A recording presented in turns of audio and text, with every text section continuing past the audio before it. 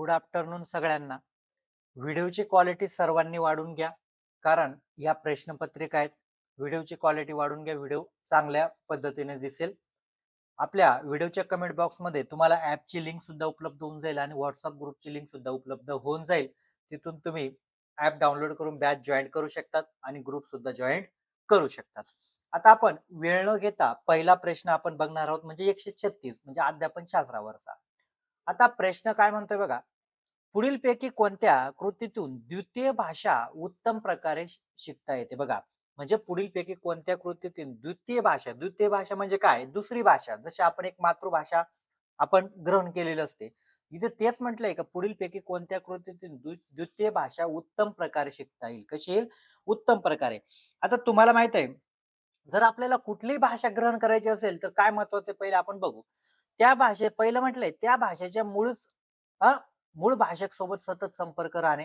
सगळ्यात महत्वाचं काय असतं का त्या आता उदाहरणार्थ तुम्हाला समजा हिंदी भाषा शिकायची, तर हिंदी भाषा शिकण्यासाठी आपण काय करतो, पूर्वी आपण हिंदी भाषा आपण टीव्ही ने ऐकली किंवा आपला एखादा मित्र हिंदी बोलत असेल किंवा इंग्रजी बोलत असेल, तामिळ बोलत असेल, तर याच्याने काय होईल, कुठलाही दबाव न येता ती भाषा दुसरी भाषा आपण संपर्कात राहणे शिकू शकतो. म्हणजे पहिलं ऑप्शन चांगलं आहे. दुसरं म्हटलेलं आहे श्रेय भाषिक पद्धतीने प्रमाणे सतत संवाद. आता मला सांगा, किती जरी तुम्ही सतत संवाद करत राहिले तरी दुसरे पहिल्या ऑप्शन पेक्षा या दुसरं ऑप्शन काय आहे, कमी प्रभावाचं. काय आहे? कमी प्रभावाचं आहे. कारण पहिल्या ऑप्शन मध्ये काय त्या भाषेचा संपर्क जो बोलतोय त्याच्या जर संपर्कात राहिले तर तुमच्यावर दबाव येणार नाही. पण श्रेय भाषिक जी पद्धत आहे सतत तुम्ही सराव करणार म्हणजे विद्यार्थ्यांवर नक्कीच ते दडपण दिसेल. म्हणजे दुसरं ऑप्शन एवढं परिणामकारक नाही. लक्ष्य भाषेच्या शिकवणीला जाणे म्हणजे तुम्ही काय करा, त्याचा क्लास लावा. आणि चौथा ऑप्शन म्हटलेले वर्गात जिथे तुम्हाला व्याकरणावर भर देता येते आणि शिक्षकाकडून मदत मिळते. म्हणजे काय, व्याकरणावर भर द्या आणि शिक्षकांकडून मदत घ्या. पण बघा या तिघ ऑप्शनांपेक्षा तुम्हाला पहिलं ऑप्शन बेस्ट आहे, कारण जर ती भाषा बोलणारच व्यक्ती जर तुमच्या संपर्कात असेल तर काय होईल, तुम्ही चांगल्या पद्धतीने उत्तम पद्धतीने ती भाषा ग्रहण करू शकतात किंवा शिकू शकतात. कळालं? त्याच्यानंतर प्रश्न 137 बघा.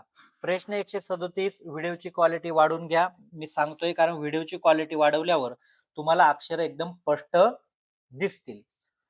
प्रश्न 137, वाचनाची आवड निर्माण होण्यासाठी बघा, वाचनाची आवड निर्माण होण्यासाठी मोठी अडचण उत्तम बाल साहित्याची उपलब्धता आणि प्रेरणा प्रेरणा आहे. यातून बाहेर पडण्याचा मार्ग म्हणजे काय? बघा, आता तुम्हाला वाचनाची आवड वाचनाची आवड काय करायची, निर्माण होण्यासाठी काय करायचंय, निर्माण होण्यासाठी आणि बाल साहित्याची उपलब्धता आणि प्रेरणा ही यातून बाहेर पडण्याचा मार्ग म्हणजे काय, म्हणजे विद्यार्थ्यांना वाचनाची आवड निर्माण झाली पाहिजे आणि त्यांना प्रेरणा पण निर्माण झाली पाहिजे. काय झाली पाहिजे? प्रेरणा पण निर्माण झाली पाहिजे. अशा पद्धतीचा प्रश्न. काय मार्ग आहे? पहिलं ऑप्शन म्हटलेले पालकांना घरी ग्रंथालय तयार करण्यास उत्तेजन देणे. म्हणजे त्यांच्या वडिलांना सांगून द्या, तुम्ही काय करा, घरी ग्रंथालय तयार करा. पालक सहज सहज म्हणतील ना, आम्ही जर ग्रंथालय तयार करू शकलो असतो तर शाळेत कशाला पाठवलं असतं. म्हणजे पहिलं ऑप्शन तर एवढं बेस्ट नाही. मुलांमध्ये आवड निर्माण होईल असे सहज उपलब्ध होणारे साहित्य. बघा, म्हणजे मुलांमध्ये आवड निर्माण होणारी असे सहज सहज सहज म्हणजे काय, ज्या एकदम सोप्या भाषेतील बाल साहित्य. आपण बघा अकबर बिरबल याचे पुस्तक घ्यायचो बघा लहानपणी. त्याच पद्धतीने जर तुम्हाला आवड निर्माण करायची आणि प्रेरणा निर्माण करायची, काय करायचं, मुलांमध्ये आवड आणि आवड निर्माण होईल असे सहज बाल साहित्य तुम्हाला काय करावं लागेल, उपलब्ध करावं लागेल. तिसरं म्हटलेले शाळेतील अधिकाऱ्यांना मुलांना पुस्तक मेळाव्यात घेऊन जावे आणि त्यांना प्रेरणा मिळेल आणि आवड निर्माण होईल. आता मला सांगा, आता मुलांना आपण काय केलं, समजा कुठेतरी बाजार आहे, मेळावा आहे, तिथे घेऊन गेलं आणि डायरेक्ट आवड निर्माण होईल का? अरे या मुलांना फक्त काय जे बघायला ते पुस्तकं सोडून देतील, दुसरंच काही बघत फिरतील. म्हणजे हे पण ऑप्शन बेस्ट आहे का? तर अजिबात नाही. चौथा ऑप्शन म्हटले शिक्षकाने गृहपाठ म्हणून रोज एक पुस्तक वाचण्यासाठी प्रेरणा द्यावी. आता मला सांगा, एक गृहपाठ म्हणून एक पुस्तक वाचा म्हणजे दडपण होईल. याच्याने प्रेरणा निर्माण होते का? तर बाह्य प्रेरणा निर्माण होते, पण आंतरिक प्रेरणा केव्हा निर्माण होईल? ज्या वेळा ऑप्शन 2 ने तुम्ही जाणार का मुलांमध्ये आवड निर्माण होईल आणि सहज उपलब्ध होणारे जर साहित्य तुम्ही दिलं तर मुलांमध्ये आवड पण निर्माण होईल आणि प्रेरणा सुद्धा निर्माण होईल. त्याच्यानंतर प्रश्न 138 बघा. प्रश्न 138 काय म्हणतो, काळजीपूर्वक आपण समजून घेऊ. इयत्ता चौथी बघा, चौथी इयत्ता 4थीच्या विद्यार्थ्यांना शिक्षक तातडीने गोष्ट वाचायला लावतात. तातडी म्हणजे काय? आपण म्हणतो झटपट, एकदम झटपट वाचून टाका. काय तातडी? आपण काय म्हणतो तातडीने बघा. हां, इयत्ता 4थीच्या विद्यार्थ्यांना शिक्षक तातडीने गोष्ट वाचायला लावतात. गोष्ट काय करायला लावलेले? प्रश्न काळजीपूर्वक वाचा. वाचायला लावा आणि 4 चित्रक्रमाने लावायला सांगतात. बघा, गोष्ट वाचायची आणि 4 चित्र काय करायची? क्रिया काय होते? फार महत्वाचं आहे. का गोष्ट विद्यार्थी वाचताय ती पण कशी वाचताय? तातडीने. काय करताय? तातडीने वाचताय आणि 4 चित्र क्रमांकाने लावायला सांगतात. या उपक्रमाचे उद्दिष्ट काय? म्हणजे काय? विद्यार्थी एकदम झटपट गतीने काय करतोय? गोष्ट वाचतोय आणि काय करतोय? 4 चित्र काय करतोय? क्रमांकाने लावतोय. 4 चित्र क्रमांकाने लावतोय असं त्यांनी विचारले. मग काय काय चालू आहे इथे? आता इथे सगळ्यात पहिलं ऑप्शन काय म्हणतंय? ढोबळपणे वाचण्याचा सराव. काय चालू आहे? ढोबळपणे. का विद्यार्थी इथे तातडीने म्हणजे काय? फक्त ठराविक गोष्टी तो वाचतो आणि त्या आधारे काय करतो? 4 चित्र काय करतो? तो क्रमांकाने लावतोय. असं त्यांना म्हणायचंय.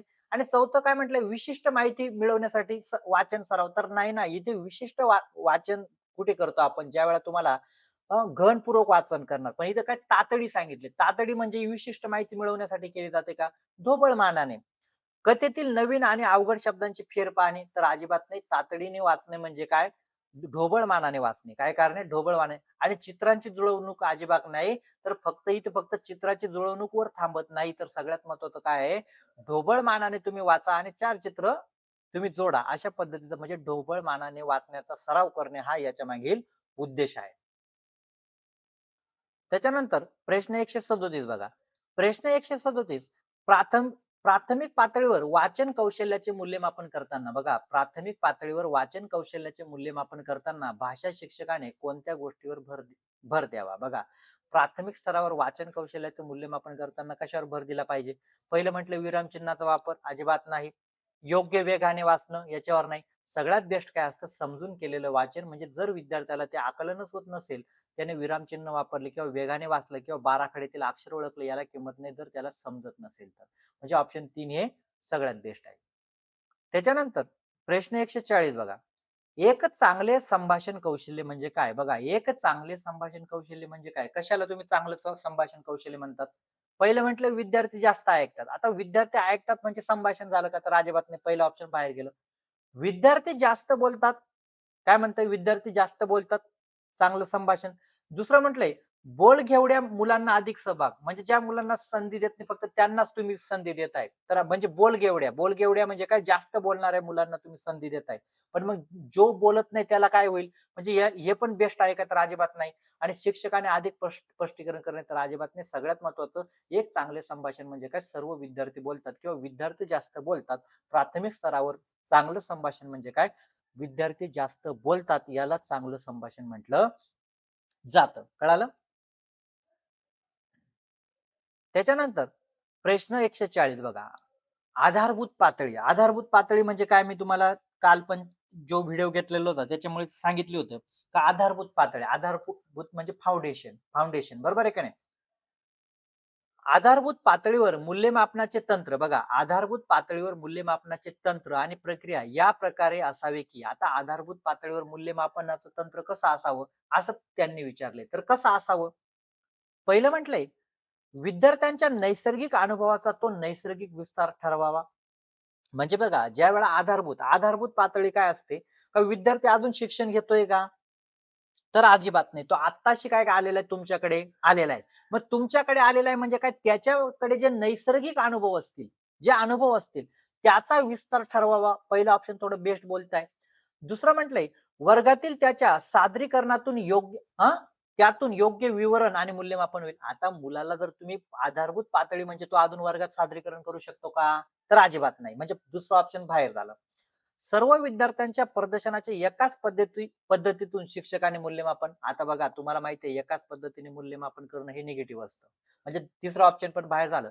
आणि सुगम चाचणी आणि परीक्षा. अरे बाबा, आधारभूत पातळी म्हणजे विद्यार्थी 5 वर्षाचा आहे. 5 वर्षाचा आहे.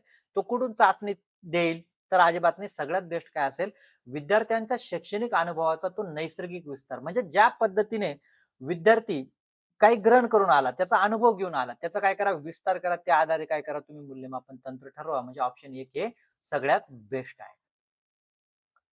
त्याच्यानंतर प्रश्न 142 बघा. प्रश्न 142 काय म्हणतोय बघा. छापील पुस्तकांसोबत बघा काय म्हटलेले छापील छापील पुस्तकासोबत ऑडिओ पुस्तक आणि पुस्तके म्हणजे ऑडिओ म्हणजे काय ज्याच्यातून तुम्ही ऐकू शकतात आणि पुस्तके जी विद्यार्थ्यांना कौशल्य उपक्रमामध्ये गुंतून ठेवतील वर्गात असले पाहिजे.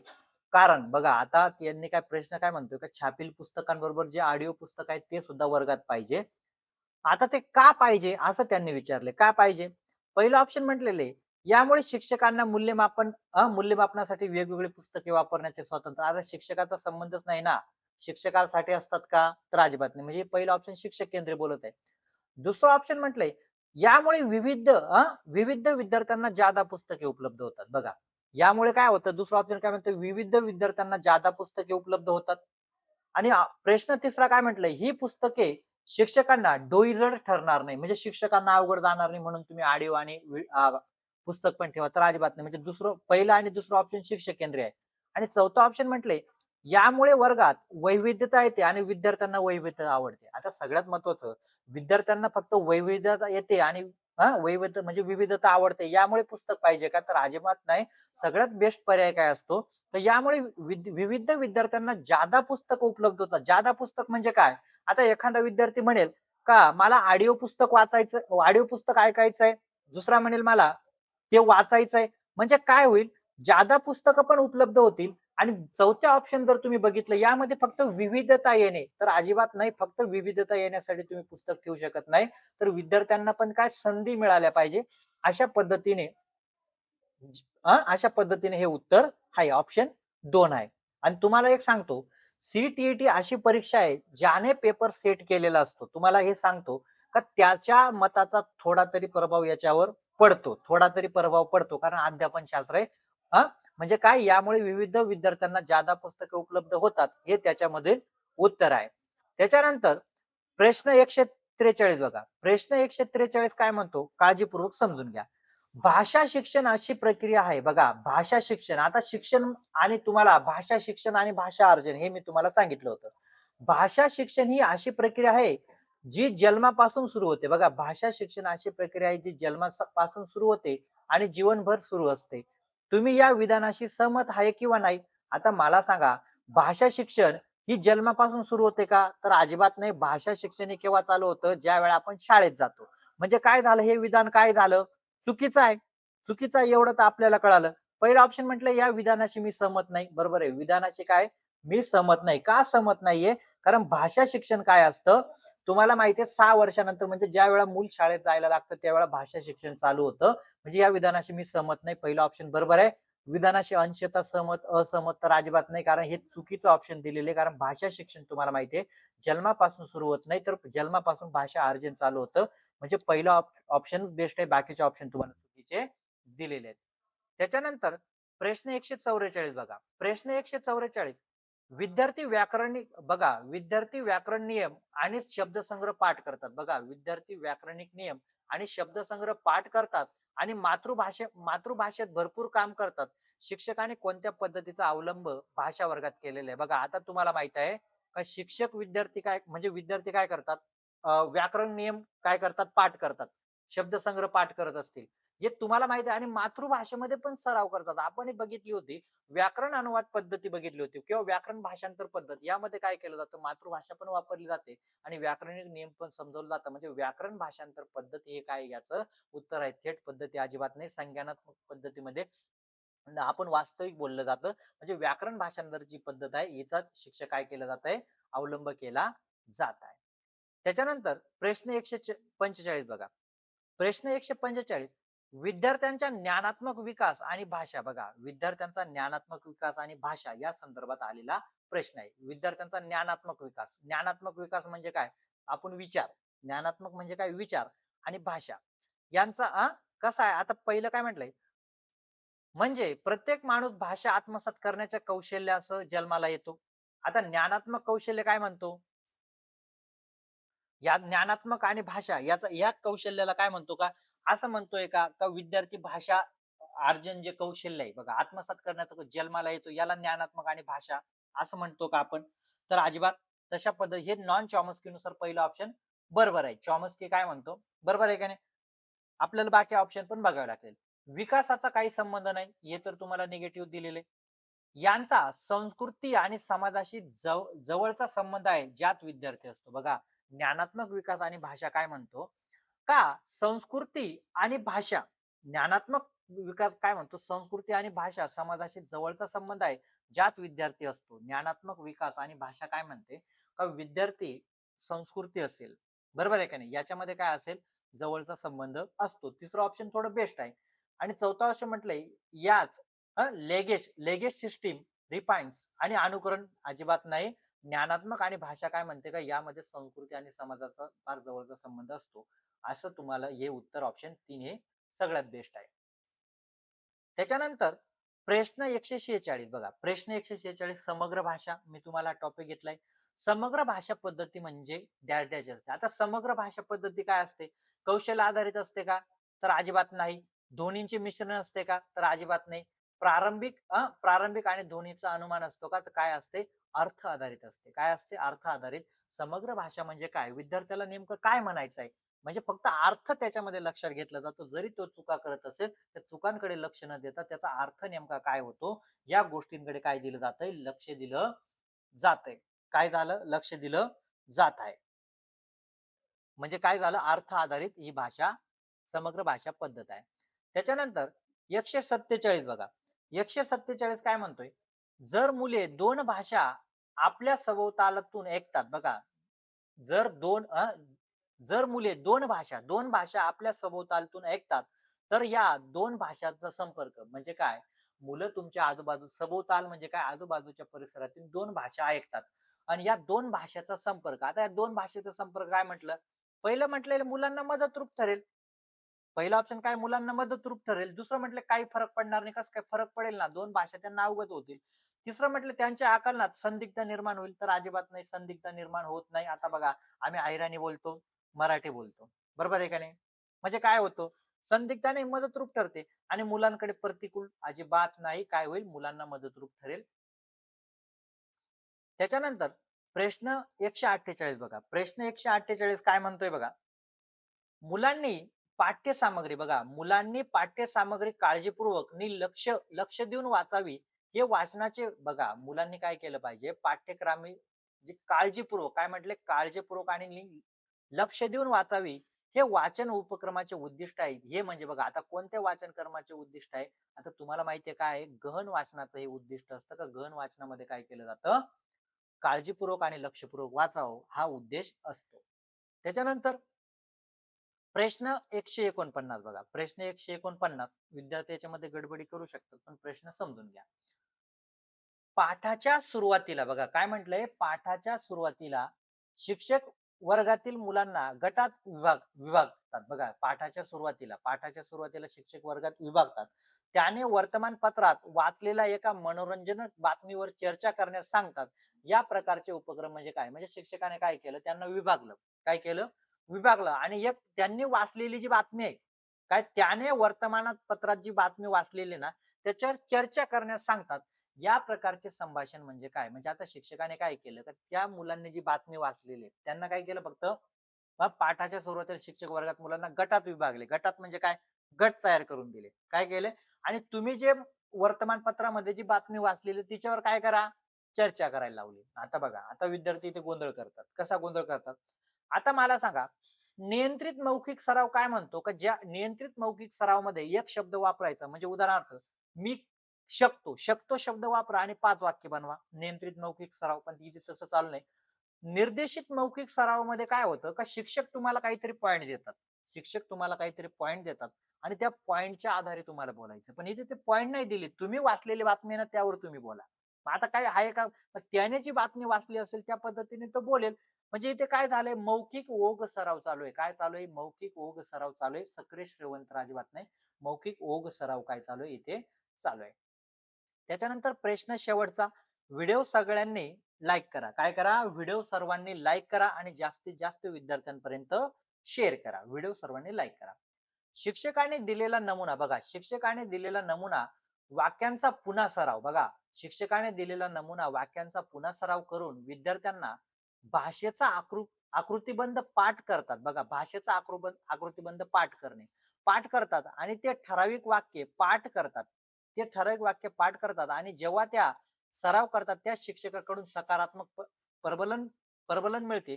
शिक्षक डॅश डॅश पद्धतीचा अवलंब करत आहेत. आता तुम्हाला मी एक श्रव्य भाषा एक पद्धत सांगितली होती. या श्रव्य भाषा पद्धत मध्ये काय झालं जातं, का जी दुसरी भाषा असेल, दुसरी भाषा ती भाषा काय केली जाते, पाठांतर केली जाते, सराव पद्धतीने काय केली जाते, शिकली जाते. म्हणजे या पद्धतीला काय म्हणजे विद्यार्थी पाठ पण करत आहे आणि ते काय करत आहे, त्याचा सराव सुद्धा चालू आहे. सराव म्हणजे काय, रिपीट करत असेल, पुनरावृत्ती करत असेल, त्याचा अभ्यास करत असेल, याला श्रव्य भाषा पद्धती असं म्हटलं जातं. बघा अशा पद्धतीची 15 प्रश्न होते. काळजीपूर्वक ज्यांनी समजून घेतले त्यांचा फायदा होईल आणि ज्याने बॅच मध्ये टॉपिक अभ्यासले. आता तुम्हाला सांगू का, सीटीएटी नापास व्हायचं कारण म्हणजे 10 ते 12 मार्काने मुलं नापास होतात. आता जर तुम्हाला जर हे पॉइंट माहित नसतील का, श्रव्य भाषा काम कशी करते, मौखिक ओक सराव कसं काम करते, घन वाचन कसं काम करतं, मला समजा हे तुमचे 3 उत्तर चुकले, समजा मराठीमध्ये 3 चुकले म्हणजे हिंदीमध्ये पण चुकणार आणि अशाच अशाच पद्धतीने सीडीपी मध्ये पण 4-5 चुकावणार. म्हणजे हेच 7-8 मार्क काय करतात, तुम्हाला नापास करतात. त्यामुळे बॅच जॉईन करून घ्या, ह्या चुका सुद्धा तुमच्या होणार नाही. व्हिडिओ सर्वांनी लाईक करा आणि जास्तीत जास्त विद्यार्थ्यांपर्यंत शेअर करा.